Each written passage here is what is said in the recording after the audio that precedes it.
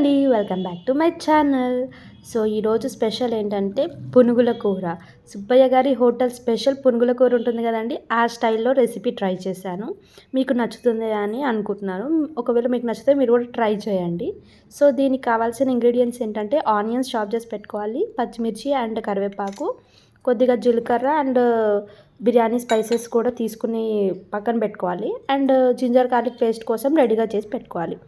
ఈ లోపల మనం ప్యాన్ హీట్ అయిన తర్వాత ఒక 2 టేబుల్ స్పూన్స్ ఆయిల్ వేసేసి మనము ఈ స్పైసెస్ తీసుకున్నాం కదా, బిర్యానీ స్పైసెస్, వాటితో పాటు ఒకటో రెండో బిర్యానీ ఆకులు కూడా యాడ్ చేసి ఆనియన్, మిర్చి, కరివేపాకు యాడ్ చేసుకొని ఫ్రై చేసుకోవాలి. బాగా ఫ్రై అవ్వాలి, గోల్డిష్ బ్రౌన్ వచ్చేంత వరకు ఫ్రై అవ్వాలి. అప్పుడే మనకి టేస్ట్ వస్తుందన్నమాట. ఈ లోపల మనం ఏం చేయాలంటే జింజర్ గార్లిక్ పేస్ట్ రెడీ చేసేసుకొని పెట్టేసుకోవాలి సైడ్కి. జింజర్ గార్లిక్ పేస్ట్ రెడీ అయిపోయిన తర్వాత అది కూడా మనము ఈ ఏగిన ఆనియన్స్లోకి యాడ్ చేసేసుకొని బాగా మిక్స్ చేసుకోవాలి.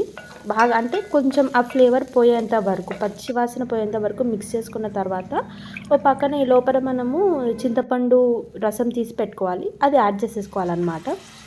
అది యాడ్ చేసుకుని కొంచెం వేయించుకోవాలి. ఈ లోపల మనకి ఉల్లిపాయ ముక్కలు ఇవన్నీ కొద్దిగా ఆ చింతపండు పులుసులో కలిసేలాగా కొంచెం సేపు మిక్స్ చేసుకున్న తర్వాత ఉప్పు, కారం, కొద్దిగా పసుపు, కొంచెం గరం మసాలా యాడ్ చేసి కలుపుకోవాలి.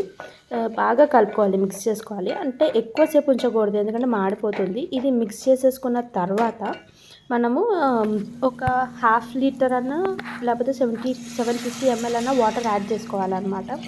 మన క్వాంటిటీ ప్రకారం ఆనియన్స్ ఇవన్నీ క్వాంటిటీ, పునుగుల క్వాంటిటీ తెలుసు కదా, దాని ప్రకారం వాటర్ యాడ్ చేసుకోవాలి.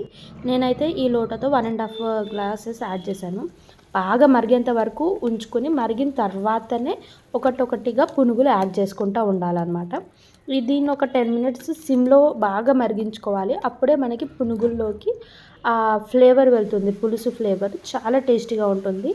అంతేనండి, మన పునుగుల కర్రీ రెడీ అయిపోయింది. ఫైనల్గా కొత్తిమీర వేసుకుని సర్వ్ చేసుకోవడమే. Thanks for watching. ఈ రెసిపీ మీకు నచ్చినట్టయితే please like, share and subscribe to my channel.